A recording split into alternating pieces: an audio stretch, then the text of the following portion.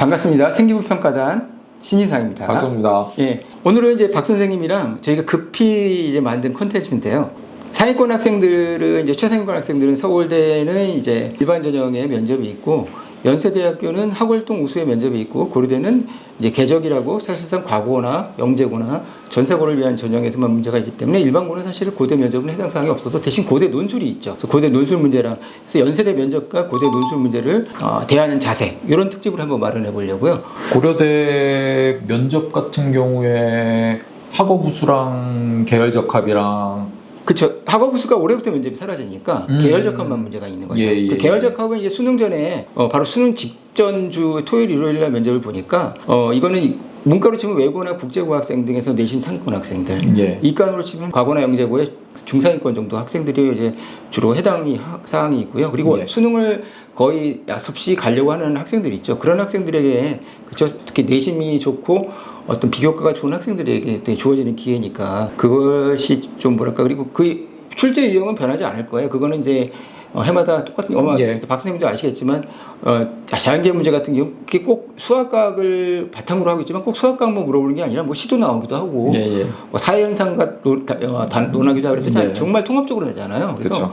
그건 이제 이미 그런 형태로 나왔기 때문에 개적을 준비하시는 분들은 충분히 그렇게 준비하고 계신 방향대로 그대로 가시면 될 것 같고요. 이제 연세대 면접이 이제 많은 변화가 있었습니다. 이제 네. 아마 박 선생님도 그런 주변에 연대 활동우수는 못 쓴다. 면접이 너무 어려워서 뭐 그런 얘기를 예. 했었고요.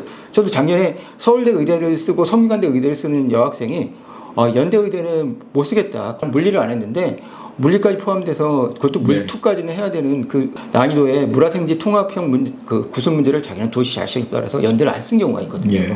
제 주변에도 많이 있었습니다. 예. 그래서 최상위권에서는 그러면 이제 물화생지를 그러니까 그래서 어떻게 보면 이제 과학중점고가 그 연세대학교 이제 활동우수로 붙기가 대단히 어떤 쉬웠던 거예요. 그냥 물화생지들 다 하고 투까지도 다 하니까. 근데 올해부터는 완전히 이게 방향이 바뀌거든요. 그래서 어떻게 바뀌었냐면요. 연세대 면접 문제는 작년도 기회균등 전형, 그러니까 사회통합전형이라고 불리는 전형들이 있죠. 이제 농어촌이라든지.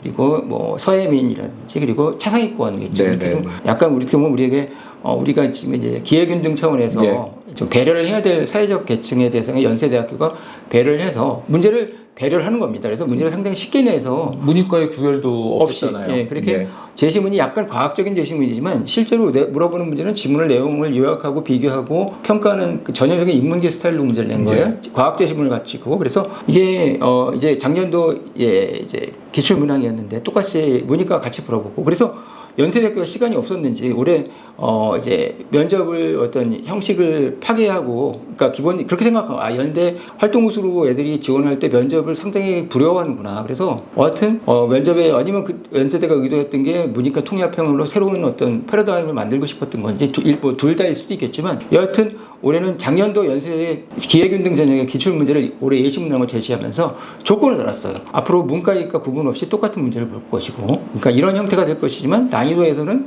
조금 조정이 있을 것 같은 느낌인데 그 문제를 보신 느낌은 어떠세요, 박 선생님? 일단은 그 수능 국어의 과학기술 지문, 독서에서 과학기술 지문 문제를 푸는 것 같은 느낌. 그러니까 과학기술에 관련된 지문인데 뭐 그렇다고 해서 딱히 어떤 수학적인 혹은 과학적인 뭐 원리를 구체적으로 알아야지 할 수 있는 거 아니고 그냥 독해할 수 있으면 이해할 수 있는 정도의 제시문을 주고 뭐 그거에 대해서 물어보고 있는 것도 어떤 뭐 구체적인 과학 지식을 물어보는 게 아니라 좀 사회적인 맥락이랄지 이제 이런 거 물어보는 그 약간 통합적인 이런 느낌이었던 것 같아요. 그러니까 이전에 이제 고려대 면접 문제에서 나왔던 물화생지 제시문이 주어지긴 하지만 이런 것들하고 연결된 사회 현상을 얘기하세요. 이게 형식은 다르지만 일정 정도 비슷한 측면이 있었던 것 같습니다. 근데 저도 그걸 이제 괜찮은 뉴스에서 취재해서 올렸을 때 실제로는 난이도는 지금 예시문항처럼 쉽게 나온다고 여러분들이 속단해서는 안 된다. 그래서 일단은 예시문항만 보면 뭐 문과 학생이든 이과 학생이든 하여튼 다 쉽게 느껴질 것 같아가지고 면접에 변별력이 없을 테니까 하면서 두려움 없이 어떻게 지원을 할 것 같은데 실제로 11월 이제 수능 직후에 치러지는 어떻게 보면 대비 시간이 없는 상태에서 연세대 활동우수 면접을 준비해야 되는데 예. 뭐 그냥 여러분들 그냥 기출 예시 문항만 풀어보지 마시고 고려대학교 기출 문제도 좀 풀어보시면서 예. 좀 어떤 여러분들이 너무 쉽게 나오거나 어떤 그렇게 예상을 너무 낙관하지 마시는 게 좋을 것 같아요. 예.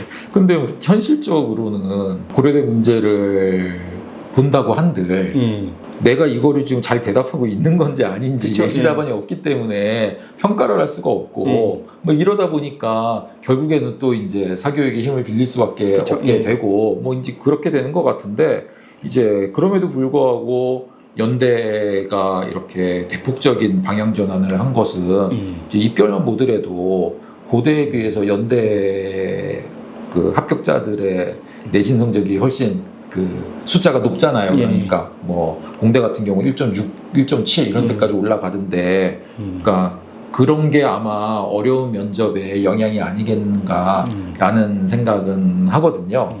그런데 그거를 조금 학생들의 학업 부담을 좀 줄여주는 쪽으로, 입시에 대한 부담을 좀 줄여주는 쪽으로 가고 있다는 측면에서는 글쎄요.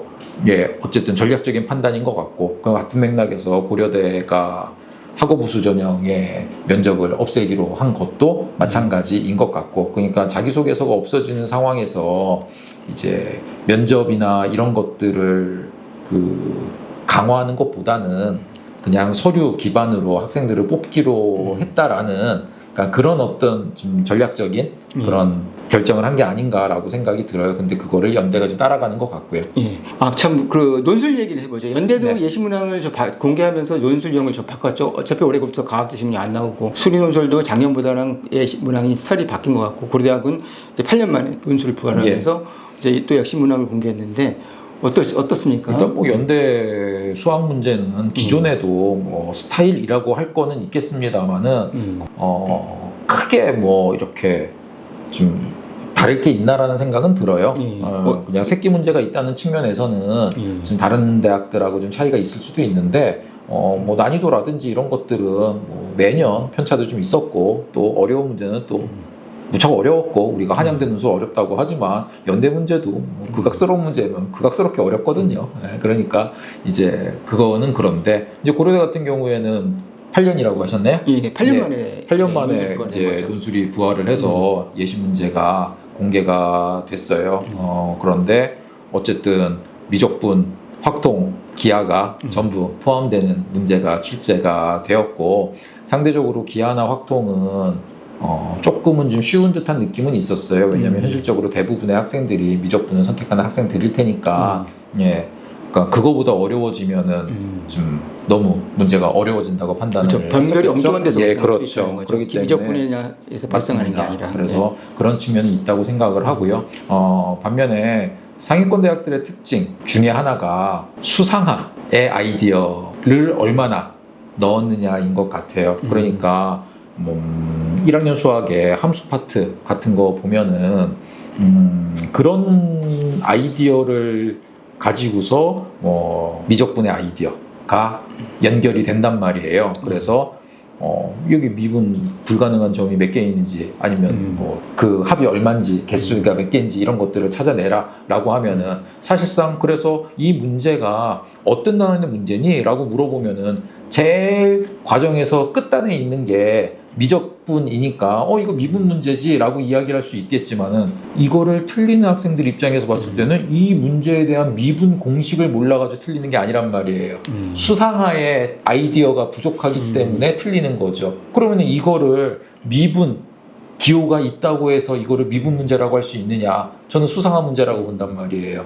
그렇기 때문에 미적분에서 변별력이 나온다기보다는 오히려 이제 수상하에서 함수 이런 데서 변별력이 나올 가능성도 높다고 생각을 해요. 그 다음에 이제 명제라든지 집합 명제, 절대 부등식 이런 것들 마찬가지로 되게 어렵게 나오면은 포함 관계 같은 거 되게 복잡해지면서 난이도가 확 올라가기 때문에 특히 최상위권 대학들의 연대, 고대 특히 그런 분들도 좋아한단 말이에요.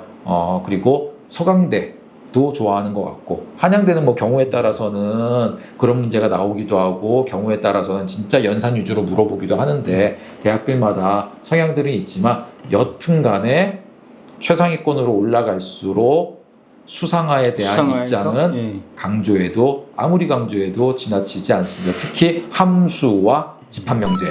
그 정도 파트는 특별히 그냥 실력 정석 연습 문제라도 별도로 한번 풀어봤으면 좋겠어요. 근데 이런 고민들을 많이 하거든요. 개념이나 수능식으로 문제 푸는 것은 좀 근데 서술이 약해서 그냥 수리 논술이 어렵다고 하는 학생들은 근데 사실은 뭐 이과 논술은 어떻게 보면 서술이라든지 글쓰기랑은 좀 거리가 먼 저건데 영향을 미치나요? 어떻게 보면? 그렇기는 하지만 잘 써야죠. 그러니까 잘 쓴다는 게 대부분의 경우 어느 정도로 써야지 적당하게 썼는지에 대한 감각이 없어서 그래요. 근데 그거는 일률적으로 얘기할 수 없는데 뭐 예를 들어서 나한테 주어진 시간이 60분인데 문제를 풀어서 답을 냈더니 10분 남았어. 그러면은 10분 동안 답지를 작성을 해야 되는데 그러면은 시간이 부족하니까 그때는 예쁜 답지를 써야 되는 게 아니라 감점을 최소화할 수 있는 답지를 구상을 해야 된다고요. 그렇겠죠? 근데 반면에 60분의 시간이 있었는데 내가 20분 만에 답을 냈어. 그럼 상식적으로 다른 친구들도 20분 정도 되면은 얼추 답을 다 냈다는 얘기잖아요. 예. 그러면은 40분 동안 답지를 어떻게 쓰느냐에 따라 가지고 답 맞춘다고 붙는 게 아니란 말이에요. 그 게임에서는. 그러니까 그때는 얼마나 잘 답지를 쓰는지에 따라 가지고 당락이 걸리는 싸움이 되기 때문에 그런 거에 대한 대응 능력이 필요하겠죠. 그래서 그런 연습은 필요한 것 같아요. 그리고 우리가 수능에 대해서는 저도 이제 뭐 이렇게 보면은 학생들 봐도 그렇고 한 10분 정도 지나가면은 어떤 느낌인지 안단 말이에요. 수학 같은 경우에는 한 10분 정도 지나갔을 때 내가 몇 번을 푸는지를 보면은 이게 문제가 쉽네, 문제가 어렵네 바로 보이거든요. 한 10번, 11번 언저리 정도 가면은 대충 이제 느낌이 온다고요. 그러면은 그쯤 되면은 판단을 해야 된다고요. 이거 문제가 쉽네? 그럼 틀리면 안 되겠네? 그러면은 문제 풀 때 계산이라든지 이런 거 좀 더 각별히 신경을 써야 되는 이렇게 좀 이렇게 태세 전환이 필요한 거고 10분이 지나가는데 아직까지 3점짜리 다 못 풀고 있었어. 그러면은 문제 어렵다. 그러면은 시간 부족한 거 감안하고 풀 수 있는 거 위주로 정확하게 맞춰치는 타격을 해야 되는 거란 말이에요.